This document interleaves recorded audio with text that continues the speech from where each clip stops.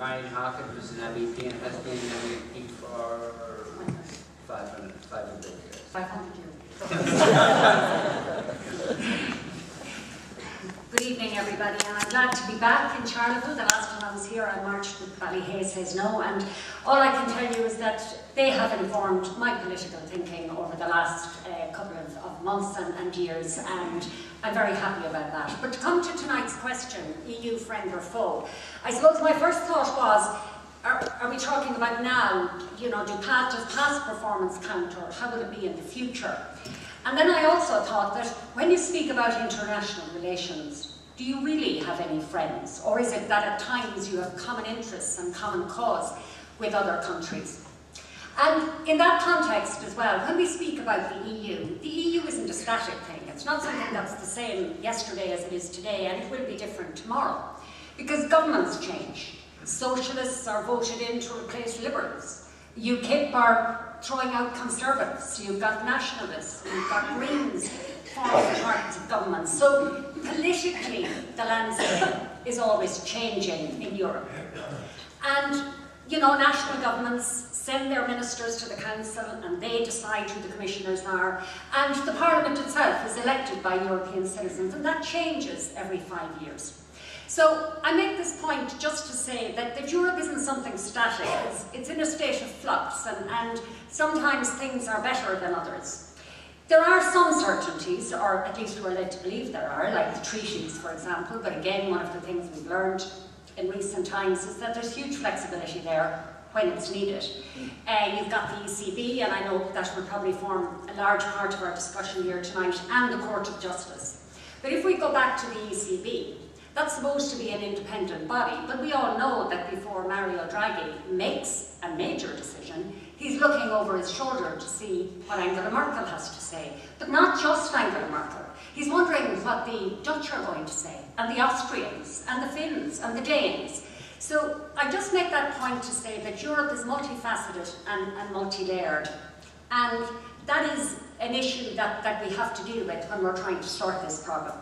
Now, some people have listed some of the good things about European membership, and I wouldn't talk about the money. For me, policy is much more important. I look at good decisions and environmental legislation and anti-discrimination legislation, social legislation, etc. But equally, you know, we've made some really poor decisions as well. But I suppose the elephant in the room here this evening is the debt, and what the ECB would not allow us to burn bondholders in their rush to save the euro.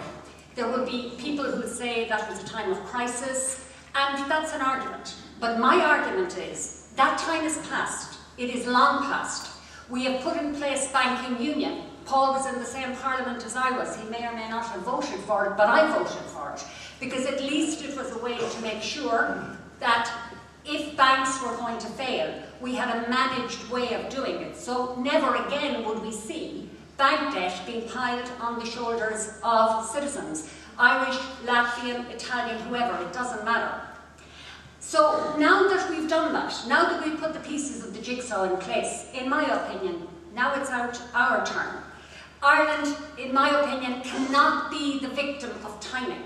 Just because our crisis occurred at a particular point, and because certain actions were taken then, now is the time for that solidarity to be shown by the ECB, and indeed by our partners in the EU, because it won't be the ECB who will make that decision, it will be our partners in the EU. Before I finish, I just want to look very briefly at the more global issue, because I, like Philip, believe, and Lucinda obviously, that the EU has a role to play. Not necessarily what we have now. I believe we need to change it, because we need a European Union in a globalised world, and if we're to survive and thrive in a globalised world. A few of the things, and these are just a few, there are many more that we need to put in place, is we need to fix our financial system, and I literally mean fix it, that no financial institution is too big to fail. We need to deal with the bad banks, those that still have huge debts outstanding, and of course we need to write down debt that is unrepayable. Europe needs to focus on providing decent work for people.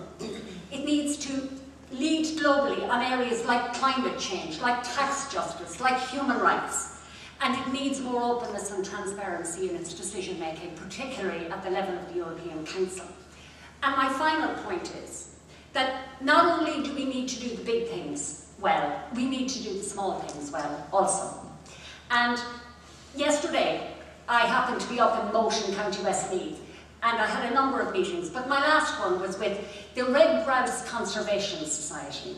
And the man who said very little during the discussion, towards the end of it, said to me, we were talking about managing local habitats, and he said to me, he said, when they try to keep local people out of the decision making, they always make a mess of things. And I thought that is just encapsulates so much. And I think that's the challenge for Europe, to do the big things well, to try and deal with globalisation in a socially friendly way, a socially responsible way, but equally to try to ensure that local action takes place in the locality and that decisions affecting local people do not come from the top, but that we can manage both globalisation and localisation together.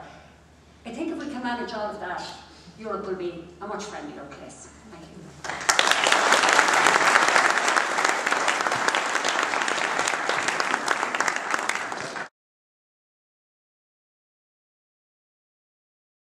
Marcus Howard, test 1, 2, 3.